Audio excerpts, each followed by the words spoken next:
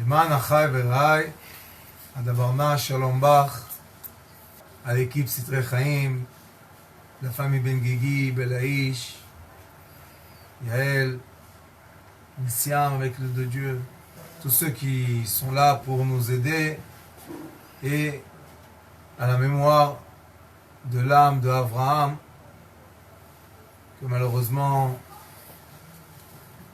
a donné son âme, a rendu son âme, et à tous les fidèles qui nous suivent, qui nous donnent la force de continuer à enseigner tous les jours la Torah, la vraie Torah, la Torah de l'amour de son prochain, et la Torah qui valorise les êtres humains et non pas, chas v'shalom, que Dieu nous en préserve, dévalorise qui que ce soit sur terre.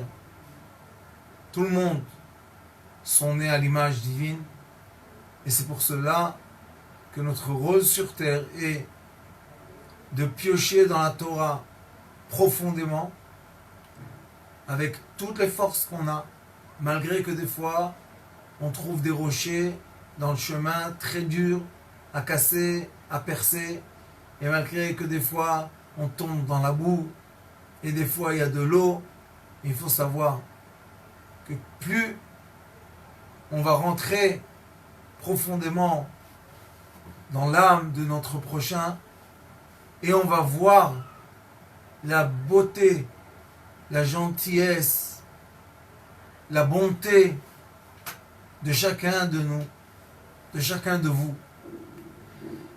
C'est une joie, c'est une chance, c'est un mérite d'être entouré des élèves, de l'équipe, des fidèles, de la famille, qui soutiennent nuit et jour cette Torah magnifique de mon maître, Mordechai Ben Yosef Roulan Zatzukal, qui m'a transmis cette Torah. On était comme deux personnes seules dans un désert. Malheureusement, la Torah connue aujourd'hui, s'est déformée complètement. Et malheureusement, les gens suivent des chemins qui n'ont rien à voir avec la moralité, l'amour et la valeur de leur prochain.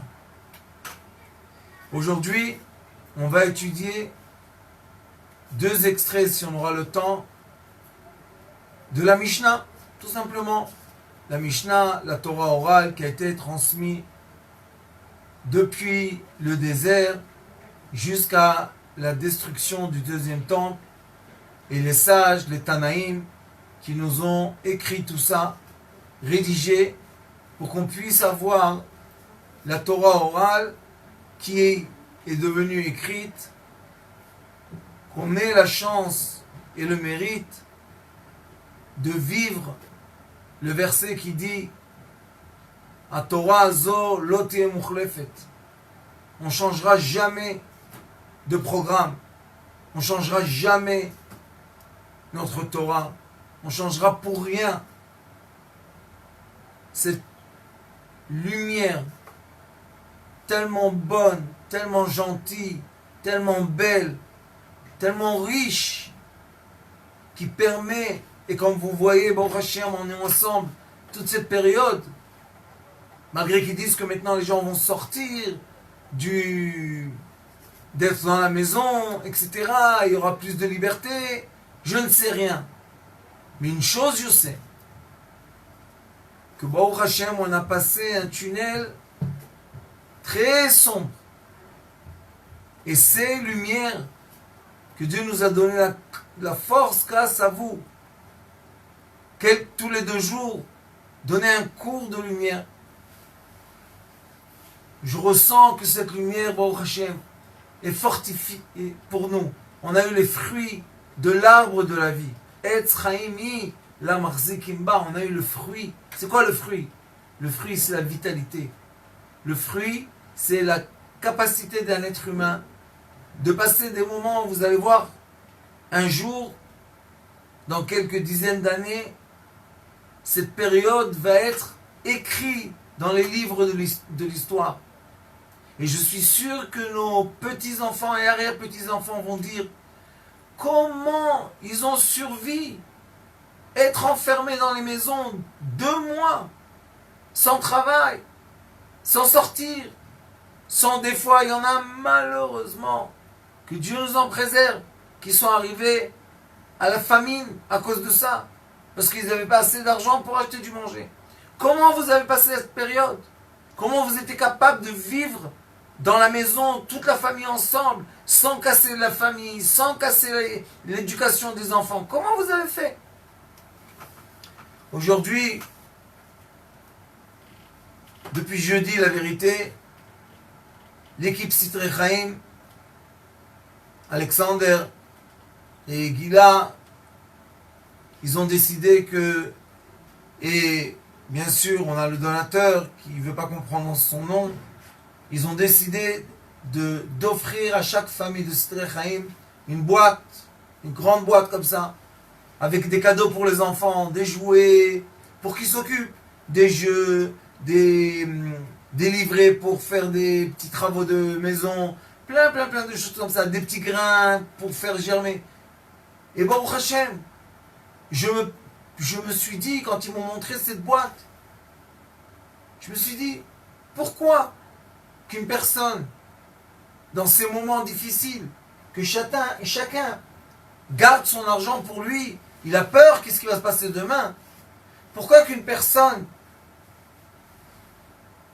tout d'un coup, se réveille et se dit, voilà, moi, je vais donner de l'argent, et cet argent-là va faire de la joie dans la famille de Sitrei Chaim, dans toutes les familles qu'on a dans la communauté. Vous savez, les enfants ont reçu ça, on a reçu des films, vidéos, filmés par les parents. Le moment qu'ils ont ouvert la boîte, comment ils étaient contents. Ça, c'est le but de la vie. Rendre les gens heureux, de rien. Transformer tout ce qu'on a en matériel, le transformer jour à jour, de façon sage et logique et alchatique. D'après la halakha, comment donner de la valeur à l'être humain. Et regardez, dans la Mishnah, il est écrit comme ça, que quand on fait Dinei Nefashot, quand on s'occupe du jugement de l'âme de la personne, et le jugement n'est pas un jugement matériel, ça veut dire qu'on ne parle pas de quelqu'un qui a volé ou qui n'a pas payé sa dette, ça c'est de l'argent. Avec l'argent, on paye, ça va. Mais là, on parle de Dinei Nefashot. Quelqu'un qui a détourné, quelqu'un qui a menti dans la langue, quelqu'un qui a su comment manipuler, quelqu'un qui a violé, quelqu'un qui a fait des choses que il a atteint par son action déréglée et désestimulée, il n'était pas stable. Ce monsieur-là ou cette dame-là ont fait du mal à l'âme de leur prochain. Et quand on parle de l'âme d'une personne, même le Talmud dit, la Mishnah dit, arrêtez-vous, prenez du recul. Nous sommes dans une autre dimension de jugement. Sachez que d'avoir la force de juger, Dinei Nefashot, de juger, des fois de trancher malheureusement des vies. Il faut pour ça étudier la Torah seulement avec l'amour de son prochain. Parce que sinon, si on suit les règles écrites, l'encre noire sur le papier blanc, malheureusement, on peut devenir des êtres très cruels. Très cruels. On peut emmener l'humanité entière à un désastre. Parce qu'on le ressent plus. Qu'est-ce qui se passe avec qui? Avec le dernier des gens sur terre. Moshe Rabbeinu, le grand Moshe, le grand Moïse. Il est écrit Absolet Yelecha. Les déchets seront pour toi. Les sages de la Kabbalah disent, c'était quoi les déchets? Les gens les derniers, les gens les plus inférieurs qu'il y a. Moshe Rabbeinu les prenait, il les adoptait, il les prenait pour lui. Pourquoi? Parce qu'il a compris où est le travail, le vrai travail. Ceux qui sont bien, Baruch Hashem, allez, bracha v'atzlacha. Mais les pauvres, ceux qui sont mal, ceux qui sont dans la difficulté, ceux-là, on doit les aider. On doit leur donner la force et l'amour pour qu'on réveille, pour qu'on allume la flamme. Et après, Baruch Hashem, Hashalev et Olam Elea, la flamme, elle monte toute seule. On ne doit plus faire d'efforts. Il est écrit ici, Damo, Bedine Nefashot, quand on parle du jugement de l'âme, Damo Vedam Zerotav Kloinbo. Maintenant, ce n'est pas seulement lui, mais c'est toutes les générations qui vont descendre de lui. Si on juge quelqu'un, Chas Khalila, et on lui dit, tu es jugé à mort, parce que oui, dans la Torah, il y a la mort dans le jugement. Lui, si on a fait une faute, lui et tous les descendants qui devaient sortir de lui, on a arrêté, on a coupé toute une descendance d'âmes qu'on ne sait pas. Dans cette descendance, qui pouvait vivre? Qui pouvait être là? Quel est le génie? Je me rappelle qu'il y a des années, quand malheureusement ils ont commencé à formatiser les embryons dans le ventre des mères, tout l'artificiel, et ils mettaient 6, 7, 8, 9, et ils disaient, maintenant elle ne peut pas avoir 9 enfants dans le ventre. Qu'est-ce qu'on a fait? On est obligé de dilater. Quoi, dilater? C'est quoi? C'est des fruits dans un arbre? C'est quoi? C'est des branches d'un arbre? Quoi, dilater? Alors il y avait un grand débat, je me rappelle beaucoup d'années, que les docteurs qui étaient dans ça, ils disaient qu'ils ont un problème, un grand problème, de choisir quel est l'embryon qui s'est développé, que lui on enlève. Peut-être on enlève Einstein, peut-être on enlève Poutine, peut-être on enlève le rabbi, peut-être on enlève Rabbi Nachman, peut-être on enlève quelqu'un de très très très grand qui va, Baruch Hashem, influencer l'humanité. C'était une grande question, je m'en rappelle. Et aujourd'hui, ils congèlent les embryons, mais ils essayent de mettre un ou deux pour que ça tienne. Baruch Atah Adonai.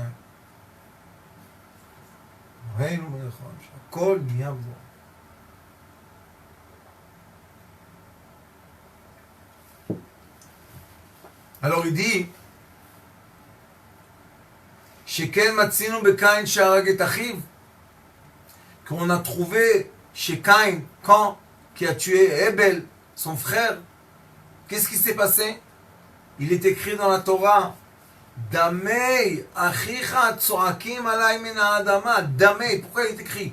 Les sangs de ton frère crient de la terre. Pourquoi on dit pas le sang, les sangs en pluriel? Explique. Et non, merdam achicha. Il n'était pas écrit le sang de ton frère. Et la damei achicha, les sangs de ton frère. Pourquoi? Damo vedam zerota. Son sang à lui que tu as versé. Et maintenant, tous les enfants qui pouvaient descendre de lui. Tous les gens, toutes les familles, toutes les communautés qui pouvaient être les descendants de cette personne. Ça, c'est une très grande responsabilité. C'est une très grande responsabilité. Je vais vous dire une autre chose, pour un peu nous rassurer et nous donner de la force. Il y a dans le Talmud un débat entre les sages et Rabbi Akiva est là-bas dans le débat et il pose une question.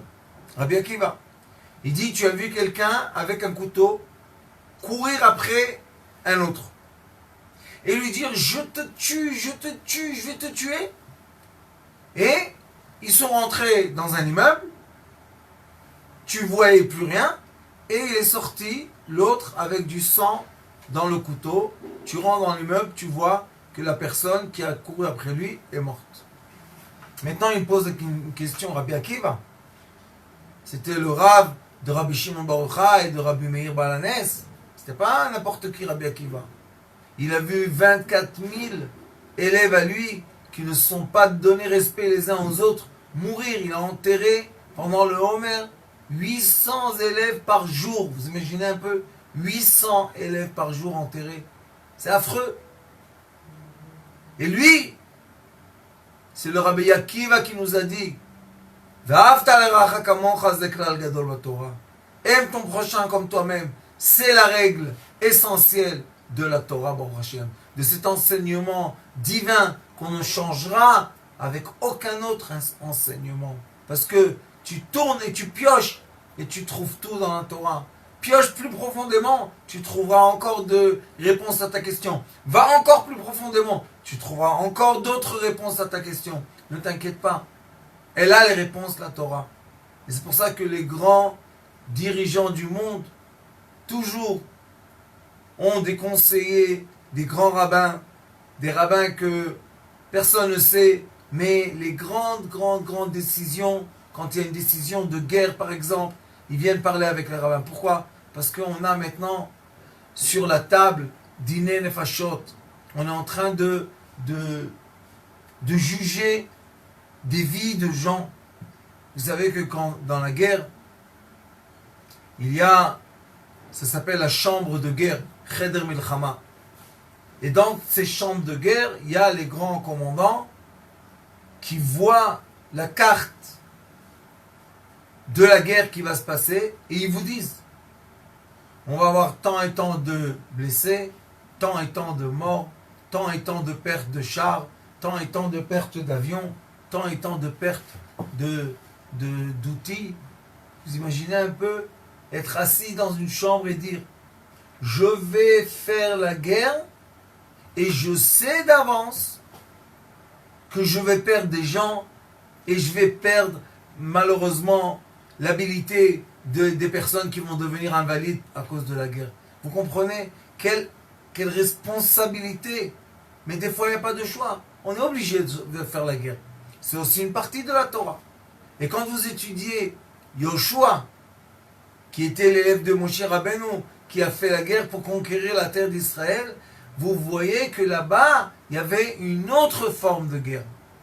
Quand eux, ils ont décidé, sans demander l'avis ou la permission ou la bénédiction de la présence divine, quand ils sont partis en guerre, ils ont toujours perdu et ils ont eu des morts. Mais quand la présence divine a donné l'ordre de faire une guerre, il n'y avait même pas un mort, un blessé. Parce que ça, ce sont les guerres miraculeuses. La présence divine qui est autour de chacun de nous est là pour nous donner la vie et non pas l'inverse.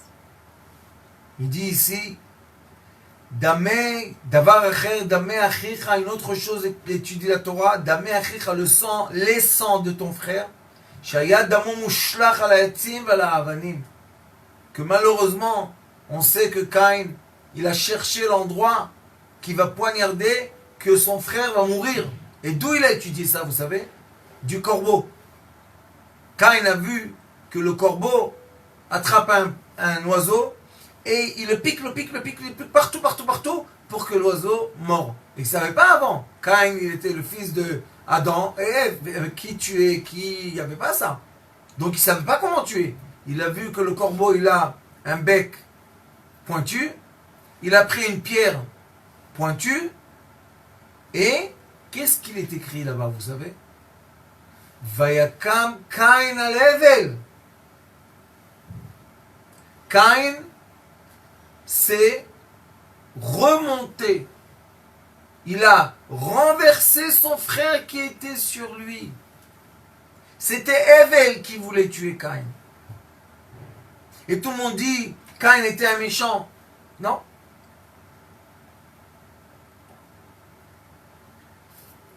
Caïn est la première personne de l'humanité qui a vu combien de miséricorde et d'amour Dieu a à ses créations. C'est lui qui a rencontré son père, Adam, et il lui a dit, son père, comment tu vis? Puisqu'il est écrit dans la Torah, Ashofer dam, achiv, damo ishafer. Ashofer dam ba'adam, damo ishafer. Si toi, tu verses le sang de quelqu'un, ton sang doit être versé. Ça veut dire que tu dois être condamné à mort. Si tu tues quelqu'un. Et il lui a dit, comment tu vis? Il lui a dit, j'ai fait tchouva. Il dit, quoi? Il a dit, j'ai fait tchouva. Il dit, qu'est-ce que c'est tchouva? Il dit, j'ai été, la présence divine a parlé avec moi. Elle m'a fait, Caïn avait ici une lettre. Ça s'appelle Hot Caïn, le signe de camp. Il avait une lettre sur le front que personne, aucune existence pouvait le tuer. Mais c'est bizarre, puisqu'il est écrit dans la Torah, Ashofer dam, à Adam, damo ishafer. Ça veut dire que si tu verses le sang, on va te verser le sang. Et on sait qu'il y a quelque chose qui s'appelle condamné à mort. Mais jusqu'à quand qu'on arrive à condamner à mort quelqu'un, vraiment, d'après la justice, ce sont des procès très très très très longs. Très très très très longs. Et pourquoi? Parce que la Torah dit, cherche quelque chose de positif chez ces personnes. Ouvre-lui la fenêtre de la tchouva. Réveille chez lui la possibilité de se remettre en question, de changer sa voie pour ne plus faire la même chose. C'est beaucoup plus valorisé que tout simplement tuer celui qui tue. Et il y a une grande question philosophique, mais qui est aussi pratique dans le monde entier. Est-ce qu'on peut condamner les gens à mort ou pas? Ou bien, quand on met une personne dans la prison, est-ce qu'on doit les mettre dans le travail forcé pour les finir? On doit se comporter avec eux comme les souris et les rats? Ou bien, la prison est pour rééduquer la personne? Quel est le but de la punition? Est-ce que le but de la punition, c'est makat akhzari, c'est recevoir un coup de quelqu'un qui est plus cruel que toi? Toi, tu es tué par la cruauté, et ben on va t'emmener quelqu'un de plus cruel qui va te tuer. Ou bien le but de la punition est Choser shifto son eblon, celui qui n'éduque pas son fils dans le bon chemin, il le déteste son fils. Pourquoi il déteste son fils? Il ne lui fait pas de mal. Parce que l'arbre, mon Rechaim, mon Réaf, toujours me disait, Yosef Chai, quand l'arbre grandit comme ça, tordu, un jour cet arbre va avoir des fruits, 500 kilos de fruits. Il dit le fruit va casser le tronc de l'arbre parce qu'il est tordu. Il dit, les enfants quand ils sont jeunes, c'est comme des petites tiges qui sortent de la terre. C'est mou, vous pouvez le tordre où vous voulez. Il dit, là, c'est le moment des parents, quand les gens ils sont jeunes. Maintenant on a eu la chance, 2 mois. Ah, quel bonheur! Quel bonheur d'avoir nos enfants avec nous. Baruch Hashem. De parler avec eux tous les jours un cours, un petit cours. Il ne faut pas trop abuser. Et les faire travailler. Et quel bonheur. Enfin, Dieu nous a rendu, nous les parents, dans les mains l'éducation de nos enfants. Et malheureusement, quand on parle avec eux des discussions, on entend les paquets qu'ils ont sur leur dos ce qu'on appelait avant les instituts scolaires. Que Dieu nous en préserve. Avant, un professeur, c'était un métier honoré, c'était un métier bien payé. C'est un métier qui vient de la Torah. Ça s'appelle Melamed, celui qui enseigne tes enfants. Tu dois lui donner une paye, tu dois lui donner, même dans la synagogue, on leur donnait une place d'honneur.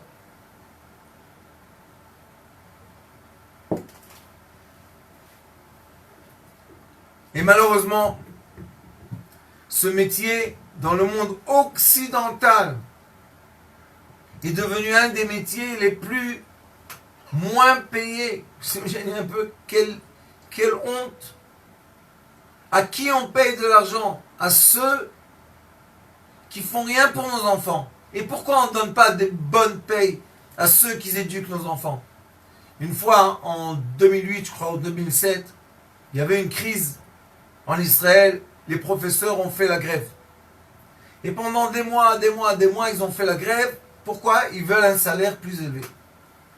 Et à l'époque, j'étais très connu. Les gens écoutaient mes conseils, dans le gouvernement même. Je parlais toujours à la radio, à la télévision. Et un jour, le matin, j'ai pris la voiture, j'ai eu l'étincelle. Je me suis dit, quel est le problème des professeurs qui sont mal payés? Pourquoi ceux qui travaillent dans high-tech, genre la technologie future, je ne sais pas quoi, et regardez où on est arrivé avec ça, pourquoi eux, ils reçoivent 30 000, 40 000, 50 000, et les professeurs, ils reçoivent 2 000, 3 000, 4 000? Qu'est-ce que je vais faire? Je vais parler, comme j'avais beaucoup d'amis dans l'économie, je vais parler avec les grands directeurs des grandes boîtes de high-tech, et je vais leur dire, au lieu de payer des taxes, que vous ne savez pas où l'argent va, on va embaucher des professeurs qui travaillent dans votre compagnie. Ils vont recevoir une paye de 30 et 40 000 shekels. Et comme ça, on a résolu le problème. Comme l'État dit qu'il ne peut pas payer des sommes astronomiques, malgré que les parents, on dit que c'est l'étude gratuite, mais les parents payent tous les mois beaucoup d'argent. Qu'est-ce qu'on va faire? On va faire comme ça. Top, j'ai parlé avec beaucoup de compagnies, ça a fait un grand bruit, et on m'a interviewé à la radio, dans une émission d'économie, je leur ai expliqué exactement comment on fait. Les grandes compagnies de high-tech qui ont des milliers, des dizaines de milliers d'employés, ils vont adopter des milliers, c'était pas un problème, à l'époque on a fait le compte, des milliers de professeurs. Ces professeurs-là vont recevoir des payes de high-tech, mais comme maintenant ils vont recevoir des bonnes payes, on pourra choisir de bons professeurs pour nos enfants. Et non seulement qu'ils vont adopter les professeurs, mais ils vont adopter les écoles. Et les enfants, dès qu'ils sont petits, ils vont étudier ce qu'ils vont vouloir, un métier, et ils vont avoir tout de suite leur place dans des grandes boîtes d'informatique ou d'autres métiers. C'était tellement bien fait, tellement bien structuré, que le lendemain matin, la grève a arrêté tout de suite. Qu'est-ce qui s'est passé? Pourquoi vous ne voulez pas qu'un professeur qui enseigne à nos enfants, qui leur donne de l'information, pourquoi lui, ça ne doit pas être la personne la plus élevée économiquement? Vous savez pourquoi? Parce que lui, c'est lui qui les met sur le bon chemin. Malheureusement, les parents aujourd'hui sont travailleurs, c'est des esclaves du travail. Combien de temps vraiment on est assis avec nos enfants et on parle avec eux? Ça, c'est dîner nefashot. L'éducation de nos enfants, ça s'appelle dîner nefashot. C'est le jugement d'une âme. On a entre nos mains une âme. On donne la structure et la programmation dans le cerveau. Et imaginez-vous combien de choses. Et imaginez-vous des écoles que les professeurs gagnent 30 et 40, 50 000. Aïe, aïe, aïe, aïe, aïe, aïe. On aurait pris les meilleurs étudiants de l'université qui deviennent les meilleurs enseignants. Pourquoi? Parce qu'ils sont bien payés. Et il y a des gens qui sont des grandes personnalités qui veulent travailler dans l'éducation. Bémet, avec tout leur cœur, ils veulent être dans l'éducation. Sauf que quand ils voient les payes, ils disent qu'est-ce que je vais faire avec ça? Je vais être un mendiant, qu'est-ce que je vais faire avec la paye? Ça, c'est une réflexion que je pense qui doit monter dans les échelles que chacun de vous avez et comprendre que peut-être après Corona, il y aura un petit changement de salaire au lieu que les gens qui font rien du tout et nous cassent la tête, eux, on leur donne les salaires de 2000 et 3000 et 4000 et les gens qui s'occupent de l'éducation et la formation de nos enfants du futur, eux reçoivent les grosses payes de 10 000, 100 000 et il y en a qui reçoivent 200 000 et 1 million, il y a des payes Baruch Hashem. Pourquoi? Donc il continue. La raison pour laquelle l'être humain a été créé unique. Yechid, unique. Ça vient du mot Echad, amour.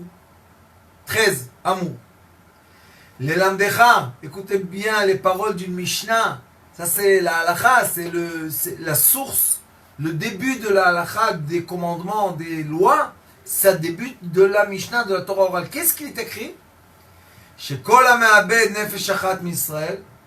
Celui qui va perdre, il va avoir la cause, il va être celui qui me'abed, celui qui va... non? Qu'est-ce qu'on demande en français? Celui qui va déclencher la perte d'une âme, il est écrit Ma'ale alav hakatuv kilu ibed olam maleh. C'est comme si que tu as été la cause de la perte d'un monde entier. Vous entendez un peu les mots? Chaque fois que vous voyez quelqu'un en face de vous, que ce soit nos enfants ou nos proches ou les cercles, vous savez, qui nous entourent, la proche famille, la famille plus éloignée, les amis, le travail, je ne sais pas quoi. Chaque fois que vous voyez une personne, vous êtes en train de voir un grain qui peut découler de lui un monde. Un monde entier. C'est quoi? Rabbi Shimon bar Yochai, il était seul dans la grotte avec son fils. Seul. Son fils, il est venu pas parce qu'il y avait la Xéra, parce qu'il était jugé. Son fils n'a pas été jugé par le César. Rabbi Shimon bar Yochai était jugé. Mais il est venu, le fils, être avec son père, que son père ne soit pas tout seul. Et dans la grotte, il était seul. Et il a étudié une Torah que lui-même il dit, ma Torah va se dévoiler dans les générations de Mashiach. Tous ceux qui veulent qu'on parle de Mashiach, combien j'ai eu de gens qui ont écrit, parlez de Mashiach, expliquez-nous c'est quoi Mashiach. Je vais vous expliquer c'est quoi Mashiach. La Torah de l'amour de son prochain. Ce qui est évoqué de quoi? Du Zohar HaKadosh, que la Chassidoute se découle du Zohar HaKadosh. C'était le Ari HaKadosh qui a dévoilé les livres du Zohar HaKadosh et de Tikkuné Zohar HaKadosh. C'était le Ari HaKadosh. Et les descendants du Ari HaKadosh, c'est la Torah de la Chassidoute. C'est la Torah qui parle de l'amour de son prochain, qui parle de la gaieté de son prochain, qui parle de la joie, qui parle de l'union. Ça, c'est une Torah. Et qu'est-ce qu'on a fait à cette Chassidoute? Baal Shem Tov était tout seul. Baal Shem Tov était dans les montagnes Carpates, en Roumanie. Il était seul avec sa femme. Vous savez qu'est-ce qu'il faisait? Il prenait la boue des montagnes, il mettait dans un chariot, et sa femme prenait le chariot avec le le cheval, elle emmenait ça dans le village et elle vendait de la boue pour faire, c'était comme du ciment d'aujourd'hui, pour construire les maisons. Qui était Baal Shem Tov? C'était qui? Un paysan perdu dans une montagne. Baal Shem Tov. C'était une partie de l'entier de l'âme de Mashiach. Lui, Or HaChaim HaKadosh du Maroc, et les gens ne savent pas, mais il y avait encore le troisième, c'était ce qui manquait pour que cette âme vraiment se manifeste dans le monde. C'était qui? Rabbi Shalom Shabazi du Yémen. Lui aussi, il était un des trois qui venait chaque Shabbat à Jérusalem. Il attendait la venue des deux autres. Le Or HaChaim HaKadosh est arrivé à Jérusalem, mais le Baal Shem Tov n'a pas réussi à arriver en Jérusalem. Il y avait les forces qui étaient les forces de l'autre côté qui ont dit non, jusqu'à là. Parce que s'ils seraient les trois à Jérusalem, ils auraient dévoilé une grande lumière de Mashiach. Donc, ce qui est écrit ici, les Lamdecha, étudie de la Torah, quoi? Qu'est-ce que je dois sortir de l'histoire de Caïn et Hevel? Shekol hame'abed nefesh achat m'Israël. Celui qui va perdre, va causer la perte d'une âme, ma'aleh alav hakatuv ki lo ibed olam maleh. C'est comme si tu étais la cause d'une perte d'un monde entier. Et écoutez le contenu. Comment ça continue? Vechol hamekayem nefesh achat m'Israël. Et celui qui fait les efforts pour tenir une âme, pas 100 000 âmes. Les gens veulent aider les autres, ils cherchent aider des millions de gens. Non, une personne qui s'est sentie bien grâce à toi, que tu lui as donné de l'espoir et de la force. Kol hamekayem nefesh achat m'Israël, ma'aleh alav hakatuv. Les écrits le relèvent et lui dit que tu as maintenu un monde entier.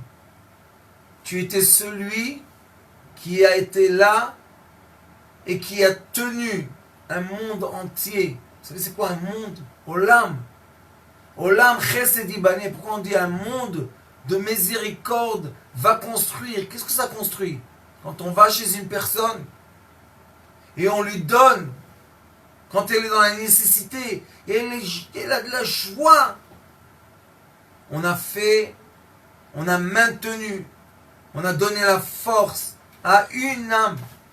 Aujourd'hui, j'ai vu une vidéo, on a envoyé sur WhatsApp. Tout de suite, la maman, Baruch Hashem, une élève à nous, fidèle. Je ne pense pas qu'elle veut dire que je dise son nom. Elle a eu ça, sa voix a changé. Je parlais avec elle pendant cette période. Elle m'a appelé Rav. Juste j'ai entendu comment elle l'a dit. Rav. J'ai dit excuse-moi, il y a quelqu'un en face de moi, je t'appelle tout à l'heure. Avec l'aide de Dieu, demain je vais l'appeler, il fait tard. Mais elle avait une joie. D'où elle a eu la joie? Qu'est-ce qu'on a donné? Une boîte, carton, un peu de papier et un peu de plastique et un peu de grains. Qu'est-ce qu'on a donné? En valeur matérielle, qu'est-ce qu'on a donné? Mais en valeur spirituelle, vous pensez à nous, vous comprenez notre besoin, vous voulez être à l'aide. Vous savez, c'est la joie, ça peut changer tout un shlambait. Ça peut changer tout l'esprit d'une famille. Et maintenant, on a eu la chance et le mérite que Dieu nous a mis tous, chacun dans son cocon. Il nous a tous ramenés à la graine. Maintenant, on est avec nos enfants. Maintenant, on sait qui sont nos enfants. Maintenant, on voit leur comportement. Parce que le matin, quand on est tous pressés, partir au travail, on les envoie à l'école, on voit rien du tout. Quand ils reviennent après à la maison, et ils sont fatigués, ils doivent faire le devoir, ils mangent, ils vont dormir. Qu'est-ce qu'on voit d'eux? Oui, samedi, dimanche, c'est des vacances. Ils dorment, ils voient un film, ils sont dans leur téléphone. Qu'est-ce qu'on connaît de nos enfants? Dieu a dit, écoutez-moi, vous voulez que moi, votre père, je vous aime comme des enfants. Montrez-moi que vous, père et mère, vous aimez vos enfants. C'est pas que chas v'shalom, avec que Dieu nous en préserve, que je critique que les gens n'aiment pas leurs enfants. C'est pas du tout là-bas. C'est tout simplement dans l'intention. Pourquoi tu donnes la responsabilité, ta responsabilité, à quelqu'un d'autre? Et de quoi? La responsabilité du compte en banque, la responsabilité du compagnie, on s'en fout, c'est de l'argent. Mais la responsabilité de l'éducation de nos enfants, jamais de la vie.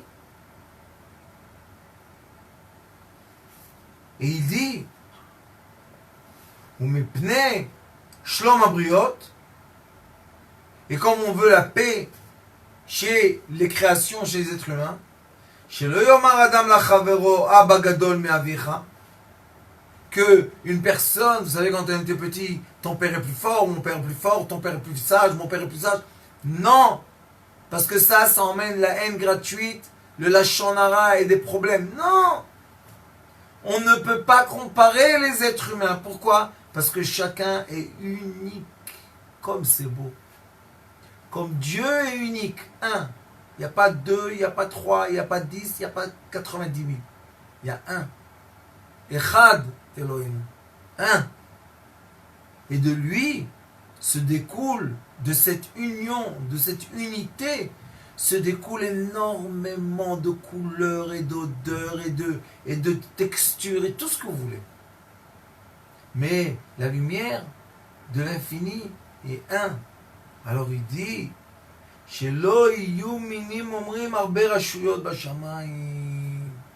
que les gens disent, dans les cieux, il y a beaucoup de forces qui dirigent le monde. Je vais vous étonner et je vais vous dire qu'ils ont raison. Oui, c'est vrai. Il y a beaucoup d'anges. Aujourd'hui, on peut dire il y a énormément de satellites. Mais à la tête de tous les anges, il y a un Dieu. Un. Unique. Et à lui, on veut tous se diriger. J'ai eu l'échange avec des gens très, très, très élevés dans l'église catholique. Et ces gens-là, je ne vais pas prononcer leur nom pour ne pas qu'ils aient des problèmes. Mais ils m'ont dit, Rav, tu as la vérité dans tes mains. On doit tous lever notre tête et comprendre qu'on doit tous diriger tous nos actions vers vers une lumière. Et non pas s'occuper des lumières horizontales qui sont des lumières qui sortent de la lumière verticale et qui s'éloignent et qui s'éloignent et qui s'éloignent et qui se séparent et qui se séparent et qui se séparent jusqu'à quand ils deviennent des extrémités opposées. Et là, quand on a des extrémités opposées, on a la haine gratuite. Mais quand on a toutes les extrémités qui sont tous dirigées vers une lumière qui s'appelle Ahava, amour, quand on a cet amour-là, quand on arrive à l'étudier dans les versets écrits, combien de lumière rentre dans notre corps et dans notre âme? Combien de lumière? Comme je vous ai dit dans les cours précédents, le tzaddik, le pieux, qui est chacun de nous. peut semer une bonne parole chez son prochain et à cultiver des arbres de vie, transformer les gens en arbres de vie. Et c'est pour ça que la question philosophique, est-ce qu'on doit punir à mort ou on doit punir pour éduquer, rééduquer, est une vraie question.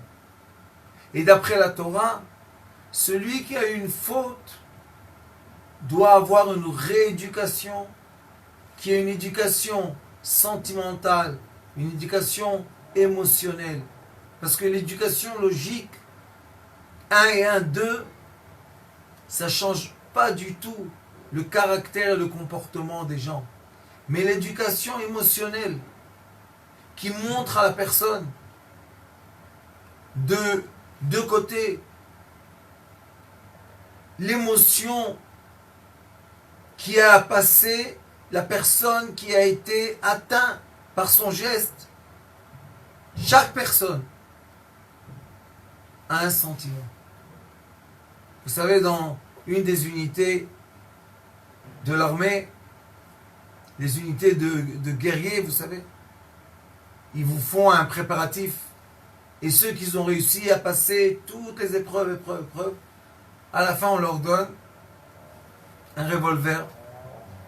On met un chien poudel, vous savez c'est quoi? Un chien comme ça, cocker espagnol. Un chien tout petit et un petit chien. Vous savez,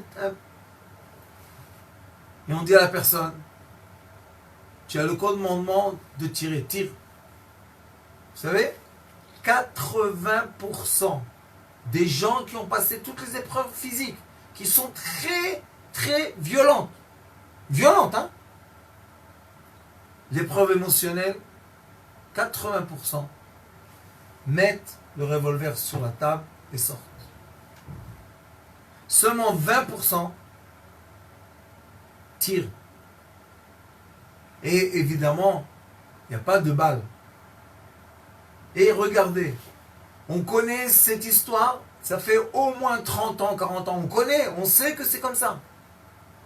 Mais malgré ça, jusqu'aujourd'hui, quand la personne est épuisée physiquement, elle n'arrive pas à se rappeler que c'est rien qu'une épreuve, tire, il n'y a pas une balle. Il ne peut pas arriver. On lui dit tire. Vous savez qu'est-ce que c'est se préparer 2 ans pour être dans une unité, top unité. Et vous savez qu'est-ce qui teste aujourd'hui dans les grandes unités? Les émotions. EQ, EQ. C'est quoi ça? Les émotions, la qualité de tes émotions. Est-ce que tu es capable de vraiment obéir à un ordre parce que tu es un soldat? Ou bien tu mélanges tes sentiments dans les décisions d'écouter un ordre ou pas. Et dans la vie, on a la même chose. On a tout le temps des ordres et on a tout le temps des émotions. Et la question est, qui est plus fort? Qui prend le dessus? Et la réponse, dans la majorité des cas, est que les émotions nous touchent beaucoup plus que les ordres logiques. Et c'est pour cela qu'on a l'obligation de ressentir ce qu'on fait. Et il dit ici, les fichach, et c'est pour cela, kol echad ve'echad chayav lomar, chaque individu, echad, chaque union, chaque unité, et pas seulement ça, kol echad, c'est tout l'amour et l'amour, ava ve'ava. Pourquoi 2 fois echad? Parce qu'on a l'amour qui vient du bon penchant et l'amour qui vient du mauvais penchant. On doit prendre les deux, echad ve'echad, comme on a vu que le prophète Yecheskel, Dieu lui a dit, prends l'arbre des indigos et prends l'arbre des cartésiens, un, et crée de ça un nouvel arbre, un. une, echad, ahava. Et chacun de nous est obligé de dire, Bishvili, nivra olam. La conclusion de ce texte est que chacun de nous dise, quand on nous aime, quand on est aimé, quand on est honoré, quand on est valorisé, on peut dire, le monde a été créé pour moi. Et quand on arrive à ce degré de compréhension de la réalité, que oui, mon fils, oui, ma fille, le monde a été créé pour toi, seulement pour toi. Tout ce qu'il y a autour de toi existe tant que toi, tu vis. Dès que tu quittes ce monde, tout ce qui était là a quitté avec toi. Parce que tes 5 sens ne peuvent plus te donner les informations de ce monde. Oui, les autres continuent à être dans ce monde. Mais toi, pour toi, ce monde-là a disparu. Chacun de nous, si on rentre dans cette sagesse magnifique, dans cet amour propre, dans cette valeur de l'humanité, vous imaginez un peu? Aujourd'hui, on parle de chiffres de gens qui morts, comme si on parle des tomates, comme si on parle d'actions dans la bourse. Mais chacun qui est parti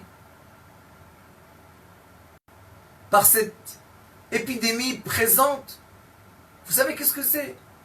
Père de famille, le mari d'une femme, le fils de parents, le frère, vous savez qu'est-ce que c'est? Eux, tout cela, tout ce monde-là a perdu leurs proches. Quoi? Mon proche, c'est un chiffre?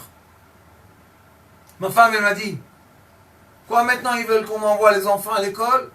Et à l'école, quoi? Ils vont pas se contaminer les uns les autres? Comment ils vont se préserver? Et quoi, mes enfants? C'est quoi? C'est des petits rats dans un laboratoire? On va voir qu'est-ce qui va se passer? Non, j'accepte pas. J'ai dit, ma femme, kol hakavod, tu as entièrement raison. Et beaucoup de familles maintenant s'organisent. Je ne sais pas comment ça se passe, pas en Israël, mais en Israël, il y a l'autorisation de faire homeschool. L'école à la maison. Et beaucoup de gens s'organisent aujourd'hui parce qu'ils ont vu quel bonheur, quelle joie, te lever le matin et tu peux manger avec tes enfants à table, pas à 5 heures du matin parce qu'il y a 2 heures de trajet et des embouteillages. Normalement, tu te lèves à 7 heures, tu te prépares, tu fais ta petite prière, après tu t'assois avec tes enfants, ils ont fini de se préparer, tu manges ensemble, vous parlez, vous papotez, vous entendez. Oi, oi, oi, oi, oi. Quelle joie! Et là, nos enfants, si on a réussi à leur donner un moment de joie avec les parents, ils vont s'en rappeler toute leur vie. Moi, j'ai eu la chance d'être orphelin très jeune, tout petit. Mon grand-père, le père de ma maman, Rabbi Shalom Kohen Abrish Zichron Tzadik Livracha, lui, il me prenait, il venait une fois par an en Israël, pour 1 mois ou 2 mois, je ne me rappelle plus, dans la période de Pessah. Et il me prenait avec lui au marché. Et je levais les sacs, c'était lourd, très lourd. Mais ça pesait rien du tout. Parce qu'il me prenait, il m'asseyait dans je me rappelle, un petit restaurant, Chouka Carmel. Un petit restaurant, c'est pas un restaurant, c'est... Et on mangeait du poulet avec des chips. Et il parlait avec moi, et on prenait le bus. Et le bus s'arrêtait à côté de la maison. Comment je me rappelle de ça? C'était pour moi un plaisir qu'on ne peut pas expliquer. J'allais avec lui à la synagogue. Je l'entendais dire Shira Shiri.